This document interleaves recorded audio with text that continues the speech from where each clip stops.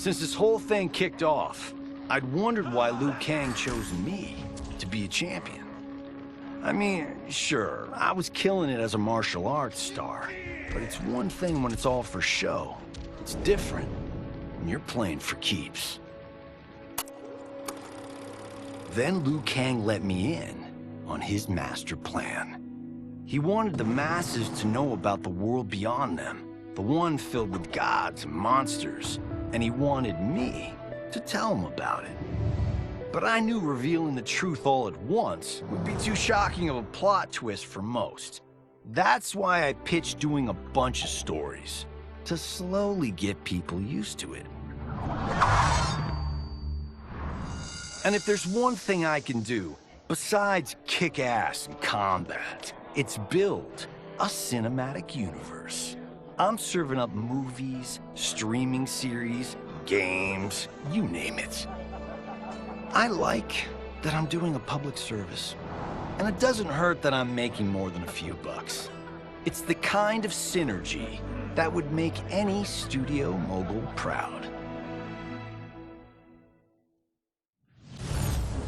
The battle had been lost, but the war isn't over. I won't stop fighting until I take Outworld's throne. That they thought Lei Chin prison would hold me is laughable. Once free, I began planning my next campaign. I would need an unstoppable army to overthrow Melina. Unfortunately, most of my former soldiers lacked the courage to rally to my standard. Rebuilding my army would require finding new recruits. And that task is proving easier than expected. Outworld's golden age has left more than a few behind. Without hope, without power, they eagerly heed my call to tear down Melina's government. With General Shao freed from prison, we began raising a new army against the royal family. Though many were eager recruits, few were good at soldiering. It was so bad, the general was forced to change tactics. He decided that we needed a doomsday weapon. That weapon isn't a thing, though. It is a monster. Onaga, the Dragon King. The general told me the old legends were true. That his ancient ancestor defeated Onaga, trapping him deep inside Mount Sagan. The Dragon King is still there today. His pent-up fury waiting to be unleashed. Because Onaga is so dangerous, the general wouldn't risk trying to tame him before. But now, he feels we have no choice. Though I likely won't survive, I accept this mission gladly. I can think of no greater honor than to give my life in the general's service.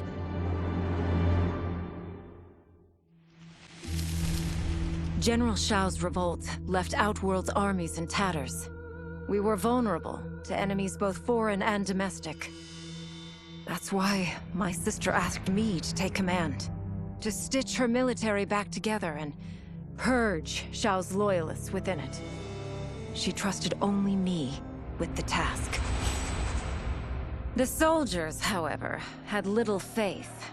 They thought me a spoiled dilettante, unprepared and unfit to serve. That I could fight mattered little. All that mattered was that I wasn't one of them. I finally earned their loyalty by orchestrating an epic victory over Shao and his rebels. Though the general himself escaped, his forces were smashed. For as long as I am able, I will lead the Empress's armies in defense of Outworld. Through strength, we will achieve peace. As the darkness enveloped me, I took a long, last look at my family. I did not expect to see them again until their souls joined mine in the living forest. But miraculously, my beloved husband delivered me from oblivion. Though he couldn't save my body, Jared had preserved my soul. Like him and countless others, I am now a part of Ermac. Yet ours is not a peaceful repose. The collected souls within Ermac have their own needs and agendas. Before we can speak as one, we must first reach consensus. I had thought, as the former rulers of Outworld, I and Jared would hold sway. But here we are, two souls among many thousands, fighting for the right to be heard. And if there is one thing we do well together, it is fight. We will win the right to govern Ermac as we once had governed Outworld. And we will rule for the benefit of all.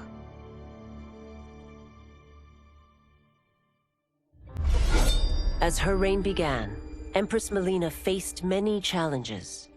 To meet them, she turned to the people she trusted. Her sister to lead her army, and me to lead her Imperial police. Though I missed Empress Sindel dearly, I was glad my ties with her family had been mended. But while it was an honor to be made responsible for Outworld's internal security, I soon realized accepting the appointment was a mistake. I'm not cut out to be a bureaucrat, nor am I patient enough to navigate the Imperial Court's politics.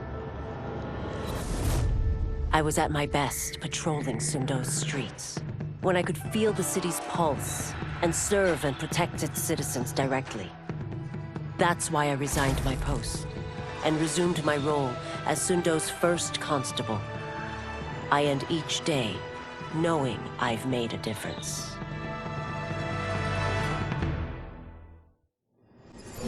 Until recently, I hadn't met Li Mei, but I had heard the stories. How the Umgadi's matron superior blamed her for not preventing Emperor Jared's murder. How she quit in disgrace rather than accept punishment. But those stories didn't fit the woman I now knew. Li Mei would never have been so negligent. Eventually, I uncovered the truth. The failures and mistakes which led to the Emperor's murder, they resulted from poor decisions made by the matron superior themselves. They made Li Mei their scapegoat. When the Empress found out, she wanted the Umgadi disbanded.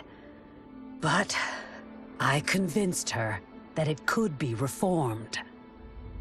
To make sure it did, she put me in charge.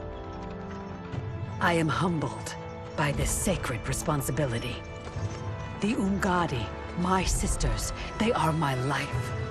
I will not let them be brought down by the acts of a selfish few. After fleeing Outworld, I hadn't expected to return. But then, I also hadn't expected the new Empress to make me an offer I couldn't refuse. To thank me for helping stop General Shao's rebellion, she asked me to be her emissary to the Zaterrans. Going home, bearing the seal of the royal house, I would show, once and for all, that my mutation wasn't to be feared. That it wasn't a source of shame. To my surprise, I was welcomed. But those warm smiles hid a dark secret.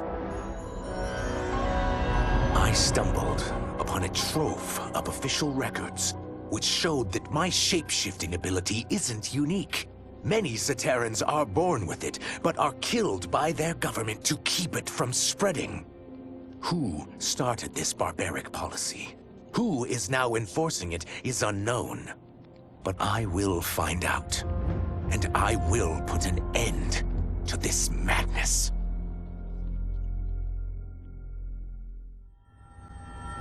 While the regime had changed, Little else had. My people still suffered in silence, ignored by the rest of Outworld. Though now I knew Empress Melina's secret, that she was also afflicted with Tarkat. If anyone would help, it would be her. But how to get an audience? Syzoth. He was the Empress's new emissary to the Zaterrans. I asked him to introduce us. At great personal risk, he agreed. And as I'd prayed, the Empress was willing to meet. Even better, she would visit the colony.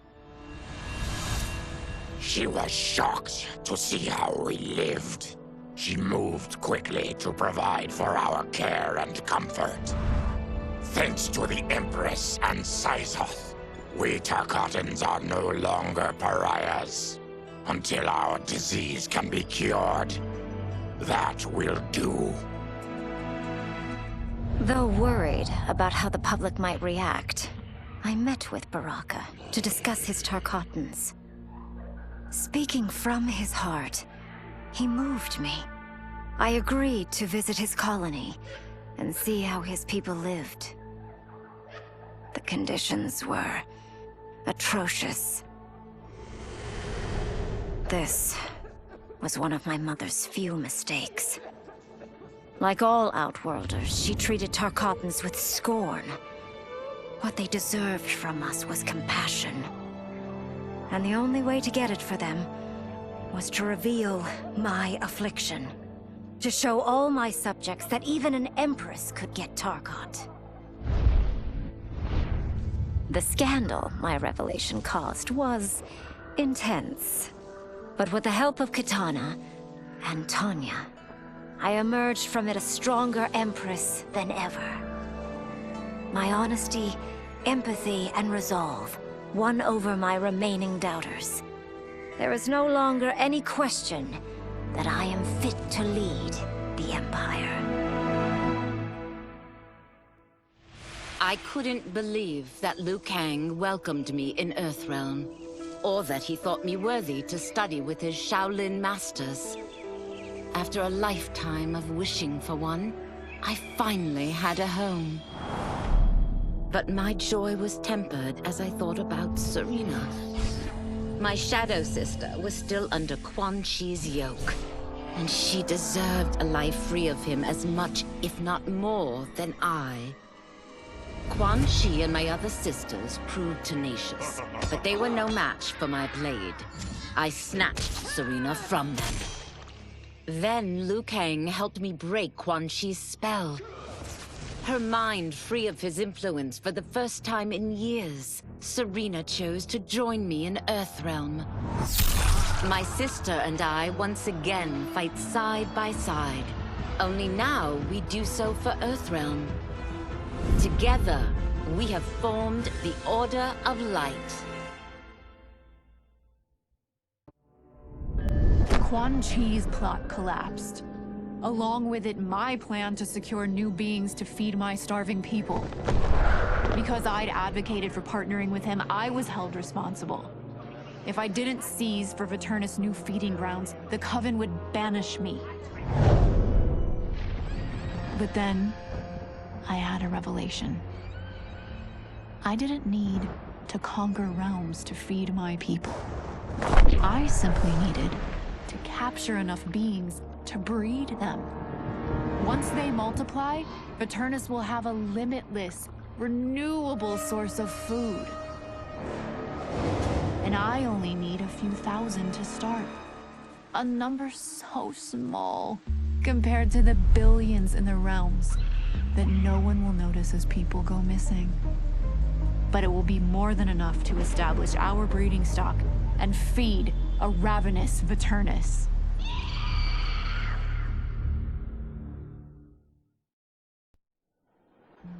Quan Chi's defeat had cost me everything.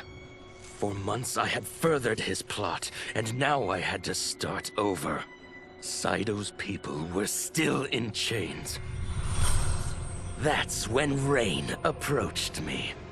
On the run from Empress Melina, he was desperate for help. And though I'd had my fill of sorcerers, this one was different. I agreed to provide him safe haven. He agreed to help topple Saito's government. And topple it we did. Rain summoned a wave so fast, so powerful, that it crushed the capital.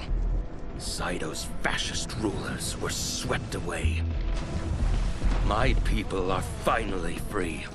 They can chart their own course, needing only to follow their own desires. Their lives are now blessed by anarchy.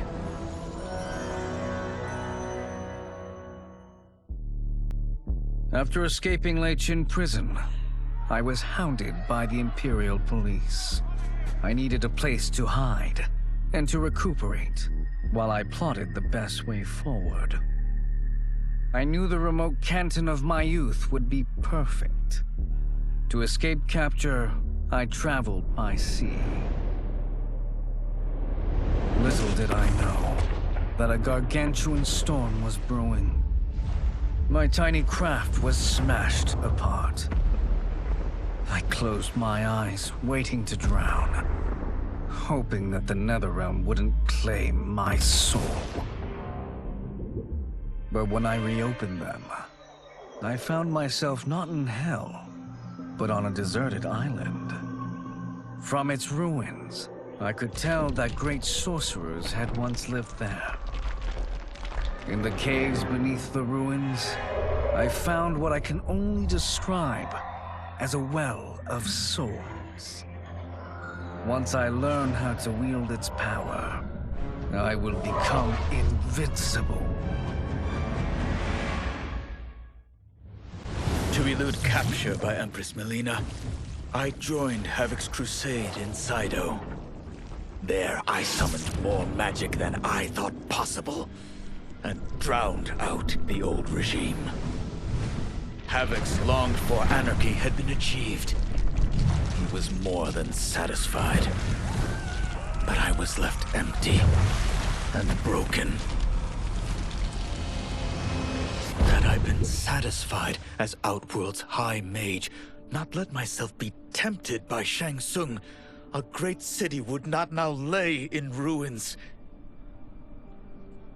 I've caused devastation, ended thousands of lives, all because of my blind ambition. I've betrayed my oath, my sovereign, and my realm. These high crimes merit punishment, and I'll accept whatever the Empress gives me. My only ambition now is to one day be forgiven.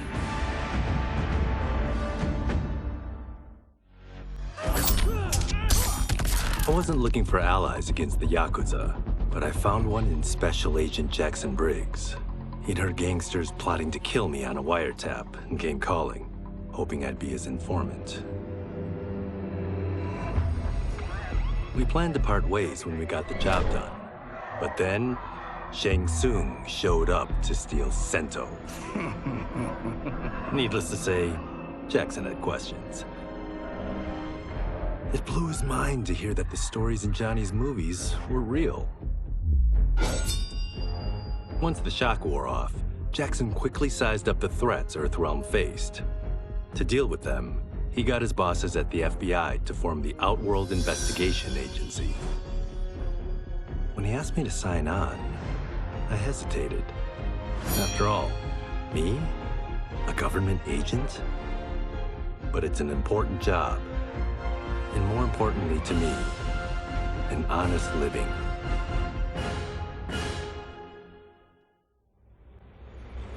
I had broken the Lin Kuei free of Liu Kang's enslavement. We were now masters of our destiny, and could take our place among Earthrealm's great nations. But taking and holding territory would require a vast army. I needed more fighters to make our presence felt. Then I recalled Shang Tsung's dragon warriors. An army of them would be unstoppable. But trafficking in such strong magic would surely draw Liu Kang's attention. Sector advised that we avoid detection by building our army using science, not sorcery. We've invested much into this endeavor, and we are beginning to see results. Once again proving the depths of Sector's genius. When we are done, all of Earthrealm will honor our desires and heed our demands. If not, they will face the Lin Kuei's wrath. Kuei Liang and I were working hard to build our new clan. But even with the help of his close friend Harumi, it was difficult. The biggest problem was finding the right initiates. Then, one night, while walking outside Harumi's compound, I was attacked. I thought at first it was a Lin Kuei assassin, but his strikes were too uncertain, too angry. My attacker, it turns out, was a boy. Homeless and hungry, his assault was born of desperation. He needed money so that he could eat. It was like looking at myself 15 years ago. I would have ended up just like him if the Lin Kuei hadn't taken me in. So I took the boy to Kuei Liang, who also appreciated his fire. We made him our first initiate. The boy's name? Hanzo Hasashi. No sooner had Titan Shang Tsung been defeated than Bi-Han and his loyalists hunted us down. Outnumbered, we fled to Japan. There, we sought refuge from an old family friend. As children, we played together. But Harumi Shirai was a woman now, the head of her clan. Her strength, beauty, and intellect awed me. Also incensed by Bi-Han's betrayal, Harumi agreed to help me forge a new clan, one that would stand against him and defend Earthrealm. Her aid proved invaluable, and as time went on, we grew closer. To honor Harumi and pay respects to my new bride, I named the clan after her, calling it the Shirai Ryu. Now the battle against my brother begins in earnest. The Shirai Ryu won't rest until Bi-Han is defeated and the Lin Kuei's honor restored.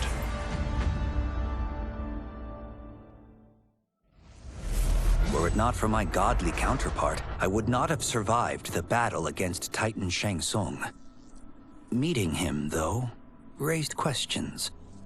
Why did I replace him in this new era? Why was I made mortal? Lord Liu Kang told me of his Raiden's nobility and righteousness, about his steadfast leadership in the defense of Earthrealm.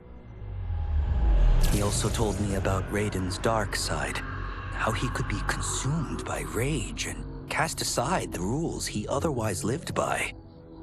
Making me mortal and incapable of such anger was to keep me from following in his footsteps. Though I understood the reasons why, I felt I had been done a disservice. To survive the coming battles, I may need the edge that only great rage can bring. As the Shaolin couldn't aid me, I sought out someone who could. Someone to stoke the fire within me and teach me to master it. For this, I could have no better teacher than the Shirai Ryu's Grand Master.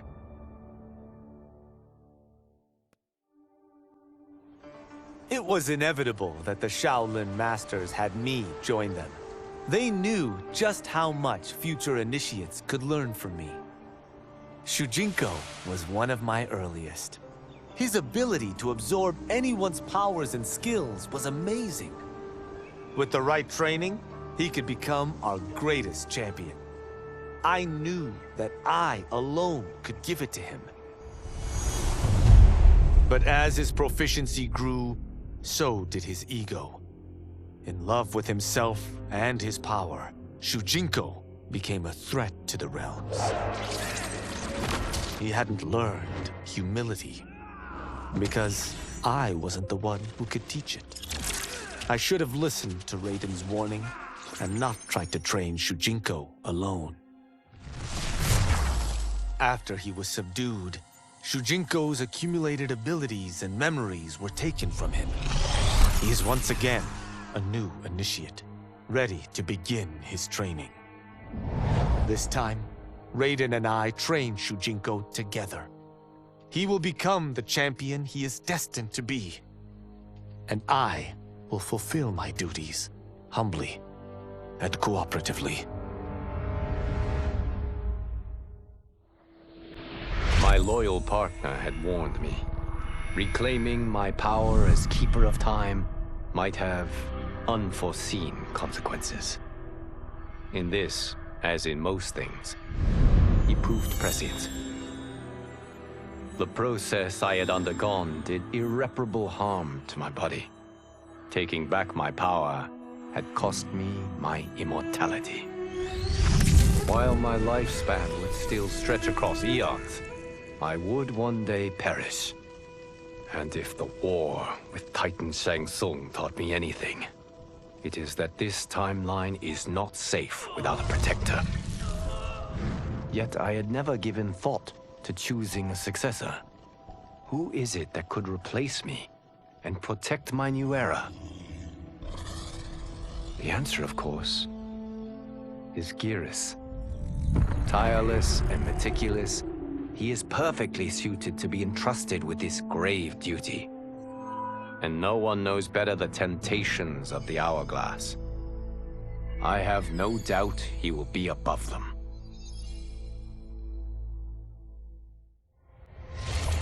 Though the barriers between timelines had been rebuilt, there was no question that they could again be broken.